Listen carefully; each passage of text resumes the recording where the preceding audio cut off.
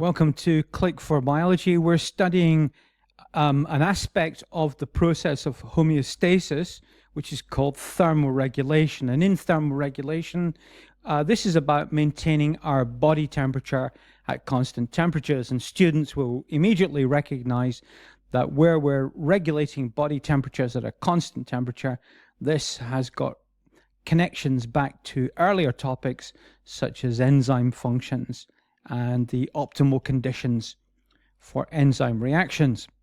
So let's look at this thermoregulation mechanism. So we discovered that the organ which is regulating body temperature is partly the skin, and it's involved in processes such as sweating, vasoconstriction, and vasodilation.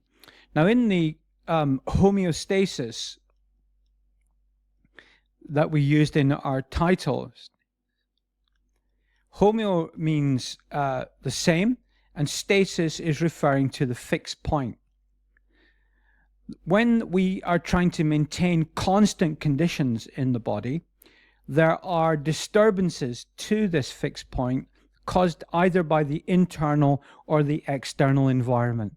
And where there's an increase in those conditions, then it's necessary for us to have correcting mechanisms to bring them back down closer to this fixed point. Equally, it's possible that we could go below the fixed point, and then we need other mechanisms to bring us back up to that particular one. And of course, we're going to apply this to the theory of thermoregulation, where there is the regulation around the fixed point, and you'll know that the regulation in body temperature is approximately 37 degrees centigrade, perhaps a little lower. So for the purposes of the discussion on thermoregulation, I'm going to take the fixed point at being 37 degrees, and this is referring to our body temperature. And if our body temperature gets too high, then we are in danger of entering a condition called hyperthermia. Otherwise, perhaps people would know that as heat stroke.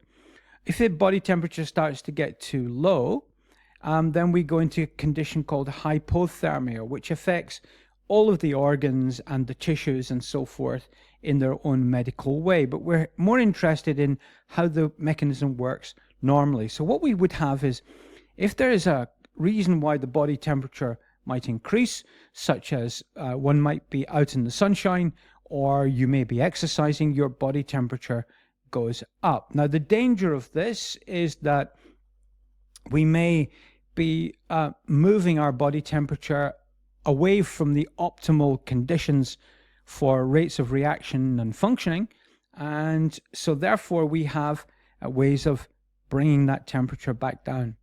If our body temperature goes too high, this is detected by our brain in a region called the hypothalamus, which actually monitors our blood temperature.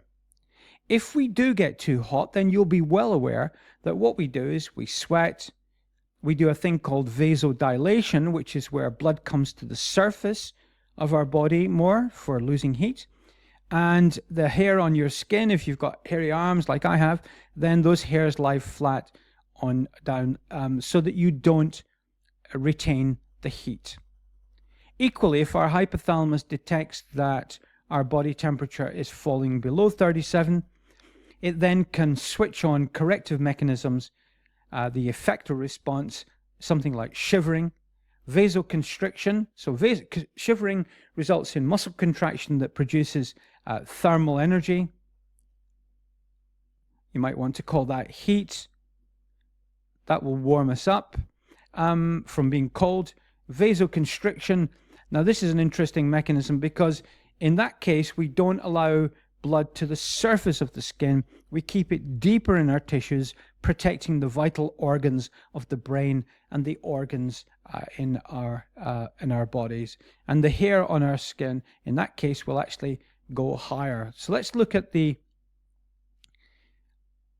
process of vasodilation and vasoconstriction. So vasodilation is a condition that when we are, the blood temperature here has exceeded 37 degrees, the blood vessel diameter, so instead of being narrow like so, it gets larger, and so we get an increase in blood flow to the upper surfaces of the skin.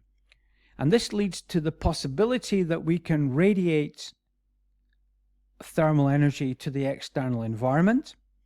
Or another possibility is that in conjunction with sweat glands, we can put sweat on the surface of our skin like so, and this sweat can absorb this thermal energy. The molecules evaporate from the surface of the sweat, and they take that energy, that thermal energy is taken away from the body. And so sweating is often working in conjunction with vasodilation. One can, in pale skinned people, you often see vasodilation as a pinkness to the tissues. Vasoconstriction, on the other hand, is a condition typically where our body temperature is falling below 37 degrees. The body is now going to try to protect the vital organs of the central nervous system and the major organs of the heart, the digestive system, and the lungs and so forth. And so it takes the blood away from the skin by making the blood vessels narrow. And so mainly the blood is passing through the arteries, and very little of it diverts up here into the skin. And so the veins are narrowed down, the arteries are narrowed down, and so there is restricted blood flow, keeping the blood deeper into the tissues, and in that way retaining the heat. So vasodilation and vasoconstriction work in conjunction with things like sweating. Of course, shivering is muscle contraction, and that always produces heat as a byproduct. So that's a way of raising your body temperature if you are too cold. The idea with the hairs on your skin is that if the hairs are lying more vertical like so, you can retain like a blanket, like a thermal blanket of heat, of warm air around your skin like this, and this reduces the gradient for heat loss. So shivering, hairs on the skin, sweat glands, vasoconstriction, vasodilation, all part of the mechanism that tries to keep our body temperature constant. So in the next video, we're moving on in the topic to consider the idea of the endocrine system, the role of hormones in internal communication rather than nerves. Click the video link there to go to that one. But before you do that, why not smash the subscribe button to subscribe to the channel and keep me encouraged in making these videos for you.